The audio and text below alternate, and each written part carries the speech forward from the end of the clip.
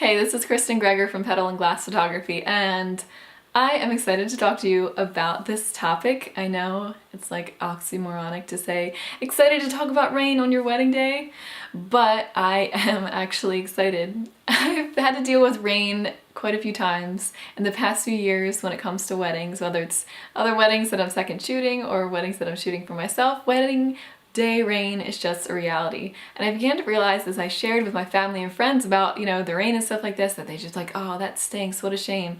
And then I just thought to myself, like, you know what?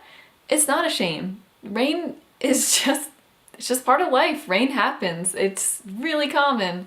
If you haven't looked at the sky recently, like, it just happens. So there's no sense in stressing out about it. All we can do is plan for it and pretend as if it is an eventuality so that we come up with the best wedding day game plan in the event that it does rain. And let's be real, folks, it really might rain.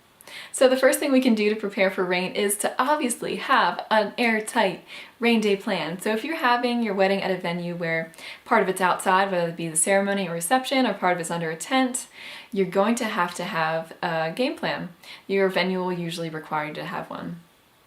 So that's perfect and taken care of, and if you're comfortable with that idea that if it doesn't work out outside, that it'll be inside and it'll be perfect, or under a tent with walls around it, just come to peace with whatever that plan is going to be and you will be stress-free. Now, in terms of portraits, also you must have a rain day plan. Don't come to me the week of the wedding and be like, I don't know where we're gonna do portraits inside or whatever.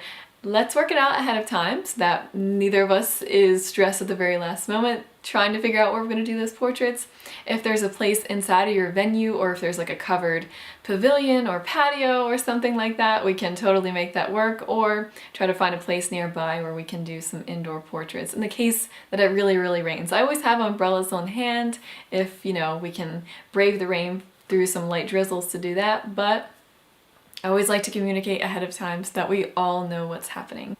Another thing that really helps couples on wedding days where there's rain in the forecast is to have some flexibility on their schedule. So if we are supposed to do a first look, that gives us some time during the morning if it's supposed to rain later in the afternoon, or if it's scheduled for the morning, then we can just move your portraits back into their normally scheduled slot at cocktail hour during that time. If the rain holds off, there's a break in the rain at some point, or during sunset.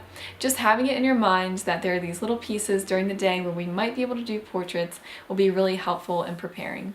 Now, if you happen to be watching this video and it's like 10 days out or 7 days out before your wedding and you're freaking out because the forecast has just come out and it's like thunderstorms all day, let me just put you at ease here, folks. As somebody who watches the weather religiously as a wedding photographer, the weather reporting in this country is controlled by like the umbrella, milk, and batteries cartel, I'm telling you. You cannot trust the weather, especially not in the summertime. So don't even bother checking 7 days out. Unless there's like a hurricane forecasted and there's going to be a big system moving through. If you see like scattered one day here, one day there, rainstorms around the week of your wedding, I would not pay it too much mind. Check again the day before your wedding, check on your day of your wedding. I guarantee you it'll change 100 times between now and then. Now, this is something that nobody ever thinks about, but consider having an alternate hair plan. So you may have had loose waterfall, beautiful shiny curls for your hair trial, or you may have seen it on Pinterest, but let me tell you, friend, truth, if it's 100% humidity out there, your waterfall curls are going to be drowned. You're going to have this frizzy mess on your head and it's not going to look good. So maybe consider talking to your hair people about doing some kind of loose updo that you can wear if you have part of your day outside or in a tent where the humidity is really going to get to you. And then have it so that you can be taken out later into the soft, loose curls that you're looking for at the beginning of the day.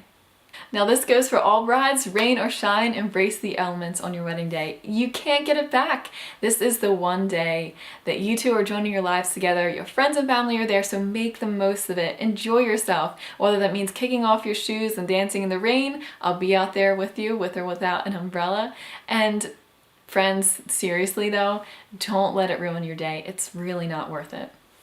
Which brings me to my last point. If it does pour buckets and buckets, and if we can't find a suitable solution to do portraits, let's plan to do your wedding portraits on another day. So you'll get dressed up again, get your hair done if you want to, and we'll schedule a time when the weather's nicer and we can get those beautiful portraits that you can look back on for decades to come.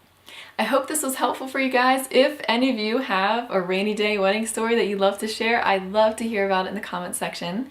And if you have any more questions about preparing for rainy days or questions about wedding planning or wedding photography in general, I would love to hear from you. So drop a comment in the comment section below, and I hope to see you guys again soon.